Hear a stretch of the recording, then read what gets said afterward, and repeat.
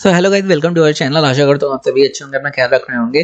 तो आज हम लोग जनरल मैनेजमेंट के कुछ इंपॉर्टेंट क्वेश्चन देखने वाले हैं जो आपके एग्जाम के लिए बहुत इंपॉर्टेंट होने वाले हैं। तो आई होप आप सभी के पेपर बहुत ही अच्छे जा रहे होंगे, पेपर के क्वेश्चन अच्छे आ रहे हैं, एवरेज या बिलो एवरेज आ रहे हैं, तो आप उसी हिसाब से अपनी तैयारी करके जा रहे होंगे। And most of the question आप कम से कम अटेंड करने की कोशिश कर रहे होंगे, सो दैट आपको समझने हैं क्वेश्चन और उन्हें अप्लाई करना है कि भाई कैसे उसके आंसर आपको करने हैं। लेकिन आंसर कैसे होने चाहिए? सही होने चाहिए, जैसे आपको नंबर मिल सके और आप 20 प्लस या 22 प्लस हर सब्जेक्ट में बना सकें। और ये कोई इम्पॉसिबल चीज नहीं है, आपको करना ही है अगर आपको सिलेक्शन लेना है। तो चलिए बिना किसी देरी के स्टार्ट करते हैं। सबसे पहले हमारा क्वेश्चन है कि प्रशिक्षण अवधि में प्रशिक्षु को क्या प्राप्त होता है। भाई अगर कोई प्रशिक्षण अवधि में है, ट्रेनिंग पीरियड में है, कंपनीज में चलता है, सभी को पता होगा कि अगर आप किसी कंपनी में अप्लाई करते हैं या फिर गवर्नमेंट जॉब में भी अप्लाई करते हैं जैसे कि आप कर रहे हैं, तो सबसे पहले आपका क्या होगा? ट्रेनिंग होती है। उस ट्रेनिंग को क्या कहते हैं? उस ट्रेनिंग को कहते हैं अप्रेंटिस। आजकल एसबीआई की भी अप्रेंटिस होने लगी, ऑर्डिनेंस फैक्ट्री की होती ही है, तो उसका आपको पता होना चाहिए कि उसे कहते क्या है। आगे देखते हैं, तालिका या माल सूची किस प्रकार की परिसंपत्ति है। तो तालिका या कोई माल जो भी आपका सामान है, किस प्रकार की परिसंपत्ति? वो चालू परिसंपत्ति है। आगे देखते हैं, पूंजीवादी और समाजवादी। आपको पता होगा ये क्या होगा। ये होता है, एक तो होगा कैपिटलिस्ट। कैपिटलिस्ट कौन सी कंट्री हो गई? मैं यूएस हो गया, चाइना हो गया, इंडिया हो गया। और ये सोशलिस्ट कंट्रीज हैं, ये हो गया जैसे यूरोप की बड़ी बड़ी कंट्रीज हैं, ये सोशलिस्ट हैं। के मध्य कौन सी अर्थव्यवस्था है? वो होती है मिश्रित, combination of capitalist and socialist. मिश्रित अर्थव्यवस्था भी कंट्रीज हैं, जैसे यूरोप की काफी सारी कंट्रीज हैं जो मिश्रित अर्थव्यवस्था हैं। अब होता क्या है, पूंजीवादी जो होता है, जहाँ पे जो बड़े बड़े कॉर्पोरेट होते हैं उनके लिए सब कुछ, मतलब कुछ पूंजीपति होते हैं, जैसे टॉप आप सबसे अमीर लोगों की सूची निकालिए और जिन देशों के सबसे ज्यादा लोग होंगे वो हो गई कैपिटलिस्ट कंट्री। और जिन देशों के लोग नहीं हैं फिर भी वे देश अमीर हैं, जैसे स्विट्जरलैंड हो गया, नॉर्वे हो गया, फिनलैंड हो गया, वो हो गई सोशलिस्ट भाई समाजवादी कंट्री, जहाँ पे लोगों के पास बराबरी में पैसा बटा हुआ होता है। उसके बीच की एक और अर्थव्यवस्था होती है जिसे मिश्रित अर्थव्यवस्था कहते हैं। मिश्रित अर्थव्यवस्था में क्या होता है कि कैपिटलिस्ट लोग भी होते हैं और लोगों के पास भी बराबर बटा हुआ पैसा होता है, इसे कहते हैं मिश्रित अर्थव्यवस्था। आगे देखते हैं, प्रबंध विकास कार्यक्रम की धुरी क्या है। तो उसकी है स्वयं अभिप्रेरण। प्रबंध विकास आप तभी कर पाएंगे, किसी का अच्छा प्रबंधन आप तभी कर पाएंगे जब आपके अंदर मोटिवेशन हो और जो भी आपके लोग काम कर रहे हैं उनके अंदर खुद का मोटिवेशन हो। तो जब लोगों को हायर करा जाता है, ऐसे लोगों को हायर करा जाता है जिनके अंदर ऑलरेडी मोटिवेटेड होते हैं। जब कंपनी का इंटरव्यू चलता है आपने देखा होगा। सहायक बही की गणना के दौरान जब एक गलती हो जाती है तो यह क्या कहलाती है? तो वो गलती लागत निर्धारण त्रुटि होती है। जो भी लागत आपके निर्धारित हुई है, भाई इतना पैसा लगेगा, उसमें त्रुटि हो जाती है। अगर गणना में त्रुटि हो गई तो भाई जो भी कंपनी में काम कर रहा है उसके लिए गलती बड़ी भारी पड़ सकती है। विभिन्न हितधारकों के लिए कौन सा विवरण तैयार किया जाता है? तो विभिन्न हितधारकों के लिए कौन सा विवरण तैयार करा जाता है? वित्तीय विवरण।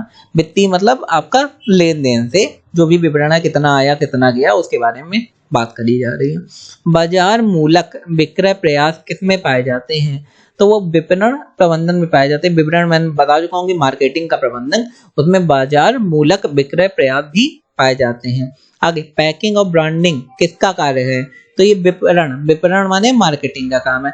अब भाई जितना कंपनी अच्छी अच्छी पैकिंग, अच्छी अच्छी ब्रांडिंग क्यों करती हैं? अब आप देखते होंगे कभी कभी क्या होता है कि पहले कंपनी की ये मार्केटिंग होती है कि मार्केटिंग में जैसे कोई बिस्किट का पैकेट आ रहा है, आपने देखा ये 5 रुपए में इतना बड़ा पैकेट आ रहा है, थोड़े दिन बाद क्या होगा, वो अगर आप वो 5 का 6 कर देगा तो लोग लेना बंद कर देंगे। तो वो क्या करती हैं, वो जो भी क्वांटिटी होती है उस बिस्किट की वो कम कर देती हैं। पहले 5 रुपए में 10 बिस्किट आ रहे थे, अब वो कंपनी देगी आपको 7 बिस्किट, रहा 5 का पैकेट छोटा हो गया। फिर थोड़े दिन बाद क्या होता है कि वो कंपनी ये लिख देती है कि 25 ग्राम एक्स्ट्रा, और वो जो 7 बिस्कुट हैं उसके कर देगी 8 बिस्कुट या 9 बिस्कुट। ठीक है, तब भी कंपनी को फायदा हुआ। तो ये कहते हैं पैकिंग और ब्रांडिंग। और ब्रांडिंग कितना अच्छा है, पैकिंग भैया जो बिस्किट चाहे खाने में बहुत ज्यादा अच्छे ना हो, लेकिन ब्रांडिंग पैकिंग इतनी अच्छी करी तो आपको लग रहा है अरे बहुत महंगा होगा। तो ये कंपनी की पूरी पॉलिसी होती है। प्रतिफल दर में परिवर्तनशील को किस रूप में जाना जाता है, वो जोखिम के रूप में जाना जाता है कि भाई अगर उसमें परिवर्तन हो रहा, आपका जो भी, जैसे स्टॉक मार्केट में आप देखते होंगे जो भी परिवर्तन हो, आपने पैसा लगा दिया, परिवर्तनशीलता है उसमें, तो वो आपका एक जोखिम है कि पैसा बढ़ भी सकता है, कम भी हो सकता है। आगे देखते हैं, प्रबंध के संपूर्ण ढांचे की नींव किसे कहा जाता है। प्रबंध आप अगर कर रहे हैं तो उसका संपूर्ण ढांचे की नींव आपके संगठन को कहा जाएगा कि अगर संगठन सही से काम कर रहा है तो प्रबंधन भी अच्छा चलेगा। अगर संगठन ही नहीं सही से काम कर रहा तो आपका प्रबंधन भी अच्छा नहीं चलेगा। आगे देखते हैं, कर्मचारियों की पदोन्नति करना किस प्रकार का अभिप्रेरण है। तो वो गैर वित्तीय अभिप्रेरण है। अगर किसी को पदोन्नति दे रहे हैं, प्रमोशन कर रहे हैं, तो वो वित्तीय अभिप्रेरण नहीं है। मतलब आप वित्तीय अभिप्रेरण कब होगा, जब आप उसे बोनस देंगे। अगर प्रमोशन कर रहे हैं तो वो गैर वित्तीय अभिप्रेरण है, तो आपको ऊंची पोस्ट में आप डाल रहे हैं। टेलर आपको पता है, बड़े साइंटिस्ट की क्रियात्मक फोरमैनशिप का विकसित रूप कौन सा है। तो वो क्रियात्मक का कौन सा है, कार्यात्मक संगठन। तो जब आप टेलर आए और उसमें आए कौन सा है, तो कार्यात्मक संगठन आप लगा के आएंगे। किस प्रकार के संप्रेषण की गति अपेक्षाकृत तीव्र होती है। संप्रेषण माने बातचीत करना, अपनी बात दूसरे तक पहुंचाना। तो कौन सा संप्रेषण अधिक होता है, अनौपचारिक संप्रेषण। अब क्यों होता है मैं बता रहा हूँ। अगर कंपनी में आप काम कर रहे हैं और आपको कहीं दूसरे को कुछ बताना है, तो वो हम लोग ऑफिशियली ईमेल के थ्रू बताते हैं। तो ईमेल लिखने में टाइम लगता है, हेलो हाय पूरा डिटेल में, हाउ आर यू पूरा लिखना पड़ता है। उसके बाद अपनी बात कहेंगे, फिर नीचे थैंक्स एंड रिगार्ड लिखते हैं, उसके बाद वो ईमेल सेंड करते हैं। तो वो हो गया अनौपचारिक संप्रेषण। अनौपचारिक में आपने फोन उठाया, कॉल कर दिया, बता दी अपनी बात, या फिर व्हाट्सएप उठाया, कॉल कर दी, बता दिए, तो उसे कहते हैं अनौपचारिक संप्रेषण। तो किसकी गति तेज हुई, अनौपचारिक संप्रेषण की।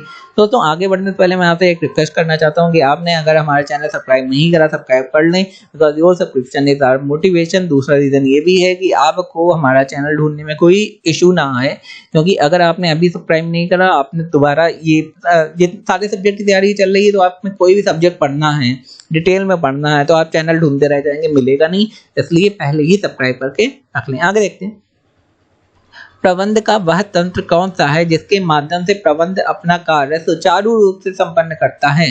तो वो है संगठन, जो ग्रुप होता है। प्रबंध का जो भी संगठन होता है, उसी के थ्रू, वही संगठन में लोग काम करते हैं बहुत सारे, तो उसी के थ्रू प्रबंध अपना कार्य सुचारू रूप से संपन्न करता है। सिंपल सी बात है। तो संगठन हमारा हो गया। आगे, सक्रिय प्रबंध किसे कहा जाता है। सक्रिय प्रबंध निर्देशन को कहा जाता है। भाई निर्देशन अगर होगा कंपनी में, निर्देशन अच्छा होगा, तो फिर उसे सक्रिय प्रबंध कहा जाएगा कि सक्रिय है, चीजें सक्रियता से चल रही। कर्मचारियों द्वारा किए जाने वाले कार्यों को देखना क्या कहलाता है।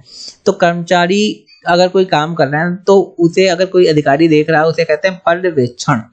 पर्यवेक्षण हर कंडीशन में हो सकता है। भाई पर्यवेक्षण ये भी हो सकता है कि आपका सरकारी में कभी कभी लोग देखने आ जाते हैं, तो उसे भी कैसा काम चल रहा है, तो उसे भी पर्यवेक्षण के उसमें जाना जाता है। तो इस टाइप के क्वेश्चन आगे देखते हैं कि टेलर ने क्रियात्मक संगठन के लिए कुल कितने नायकों की नियुक्ति पर बल दिया है। ये भी एक क्वेश्चन है, ये आप देख सकते हैं, आपको कहीं भी मिल जाएगा। आगे देखते हैं, पारस्परिक सामाजिक संबंधों के कारण किस प्रकार के संगठन की उत्पत्ति होती है। तो पारस्परिक सामाजिक संबंधों के कारण कौन से प्रकार के संगठन की उत्पत्ति होती है, ये पूछा गया है। अगर तो वो अनौपचारिक। भाई पारस्परिक संबंध है, सामाजिक संबंध है, तो ये कोई कंपनी से लेना देना तो है नहीं, या जहां आप काम करना उससे लेना देना नहीं है, तो वो कौन से संबंध हुए, अनौपचारिक। आगे देखते हैं, जहां कार्य पर खतरा अधिक होता है, वहां प्रशिक्षण हेतु अपनाए जाने वाली विधि कौन सी है। तो प्रकोष्ठ विधि। कहीं कहीं आपने देखा होगा कंपनी में कोई ऐसा काम होता है कि जहां पे खतरा ज्यादा हो, तो वहां पे प्रशिक्षण कौन सी विधि से दिया जाता है, प्रकोष्ठ विधि। यह कार्य देखना किसका कार्य है कि कार्य योजना के अनुरूप चल रहा है या फिर नहीं। तो वो नियंत्रक का कार्य है। भाई जो भी नियंत्रक होता है, जो भी सारी चीजें देखता है, वही तो देखता है कि भाई काम सही से चल रहा है कि नहीं, लोग काम कर रहे हैं कि नहीं, कोई टाइम जितना दिया गया उसके अकॉर्डिंग काम चल रहा है कि नहीं। तो नियंत्रक।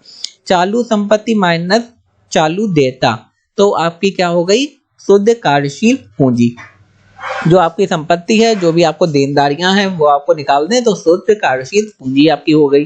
विश्व एक बाजार के रूप में दिखाई देता है, तो उसे क्या कहेंगे, वैश्वीकरण। सिंपल सी बात है, आज मार्केट ग्लोबल है, तो उसे क्या कहेंगे, ग्लोबलाइजेशन या फिर वैश्वीकरण।